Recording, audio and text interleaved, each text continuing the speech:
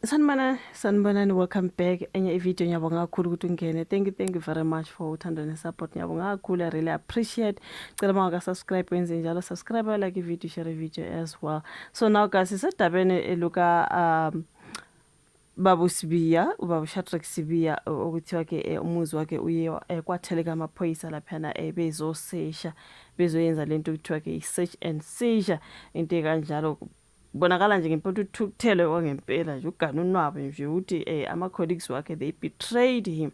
You know ukuthi ubaba uSibiya guys has been implicated a lot kuyo yonke le ndaba ke, you guys, ever since ke i-briefing kababa uMkhwanazi kukhulunywa kakhulu ngoSibiya nendima edlalile when it comes to ubugebengu nayo yonke into ke commission, ewusekela commission, something like that. Do you say sekela commission? You guys, he is the deputy national commissioner, right? So I mean, you being the deputy of the national commissioner, I mean, kumele wenze umsebenzi obonakalayo. I mean, what is this wena having to do with abantu abafana nabo Kate Matlala nabo Brown Mokgotsi and all that? Okay, kuzwakala sengathi ukuthi umchunu wethuma yena ke nakula madokodoko akhulunywa ngayo ukuthi asuswe KZN ePretoria, engathi kuthiwa ke kwathiwa ke yena akawalande ayiswa lePitori ayovalelwa endaweni thizeni. There was just a whole lot about uSibiya. Abanye bethi ya ecaleni lakaSenzo Meyiwa ngathi unesandla khona, allegedly, you know what I mean. We all know how ecaleni lakaSenzo Meyiwa, you guys, lidrekishe for years and years and years. Kuthiwa ke Sibiya also sikhona isandla sakhe sithi bakhona athi njalo ever since nje kuseshiwe lapha nakushiwa futhi nokuthi ngathi uzoboshwa. Abantu bethi ya inyembezi zabantu bakaMeyiwa, ya this and that. Wena ke what about advocate Tefo Malisela lo wambopha straight ecourt ukuthi walandwa? Hayi khona ukuthi kuthiwa, because we see the videos where, remember how advocate Tefo was arrested.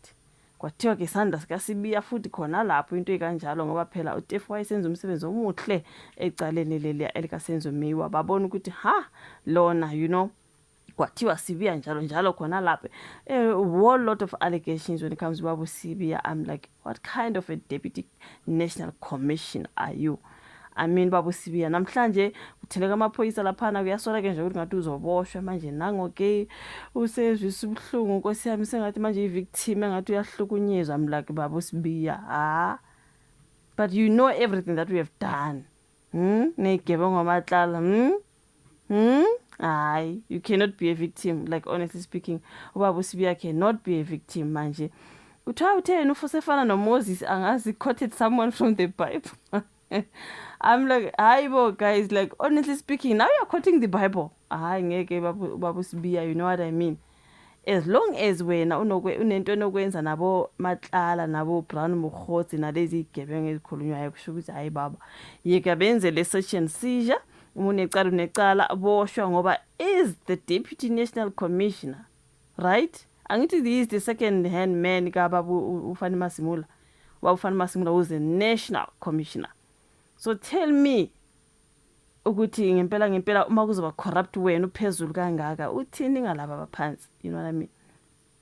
So lapha I think after ke amaphoyisa sesukile emzini wakhe kuthi useCenturion kade besenza i-search and seizure, kungathi kunukelela nje ukuthi ngathi zizokhala izankosi, you know what I mean.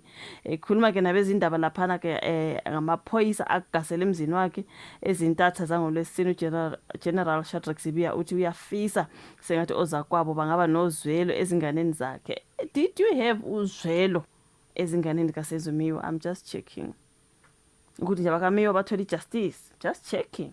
How many years njalo nje umuntu meseboshiwe tala ukuthi my children, ukwabona nezinkabile zane eziboshiwe malapha sithi I want bail because my wife is pregnant, I'm the breadwinner. Lapho umuntu I'm the breadwinner, I need to be released. Esho ubu breadwinner bokubulala abanye kuze yena ozoba breadwinner ke. Uthini ngalombulalayo oyi breadwinner esebenza umsebenzi o-innocent, then wena you unalive, and then musuboshiwe you can say I'm a breadwinner, my wife is pregnant, my children this and that. Uthini ngabantwana ke balo wena omhlukumezile, you know what I mean. So na manje Babu Sibiya into angayisho le. athi yena unozwele kube bengaba nozwelo ezinganeni zakhe ngoba azinacala. Indlela ahleze egadwe ngayo ayemnandi kuzo, uhleze ebona indiza enophephele emhlani ezulazula ngakwakhe, futhi kunezimoto ezihlezi ziqapha umuzi wakhe.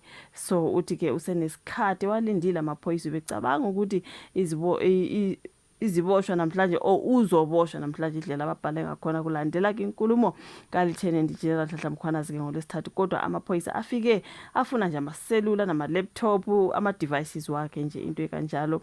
So uthi ke unikezwe incwadi yokuvela ke phambi kwekomiti eliqondisa ke ubugwegwe emsebenzini, futhi ke kumele avele phambi kweCommissioner kaMadlanga. So uthi ke akasenayo iselula, akazi ukuthi uzozilungiselela ngani, because they had to take everything, right? Wonke amaphoyisa afikile angase KZN. Yangidida ke lendlela yokusebenza ukuthi singaphathwa ngalendlela isifundazwe esisodwa, singaphathwa ngalendlela isifundazwe esisodwa since bengabase KZN. That's what he's saying.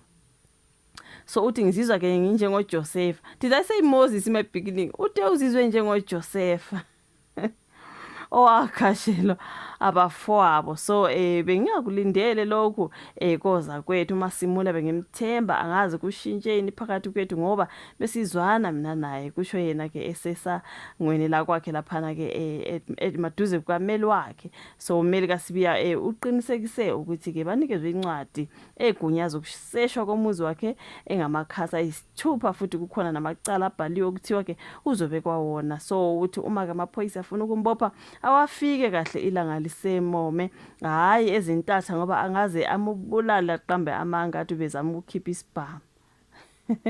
Somebody even said njalo ukuthi mabengakudubula bazothi yayidubule kuqala. You know what I mean? You know what always happens ukuthi mase beshayele zinkabi lezi kuthi yeah, he shot at the police first.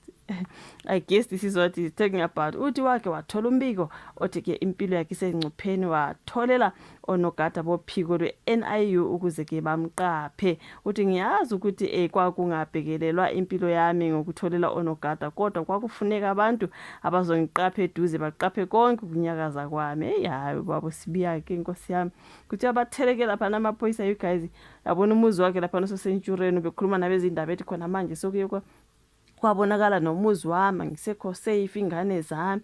Yiyo lento engiyizonda ngezigebengu, angiyali because ubaba yiphoyisa, you know what I mean. Kodwa iphoyisa esebenza nezigebengu akulo asona isigebengu yini bafethu, akusona isigebengu.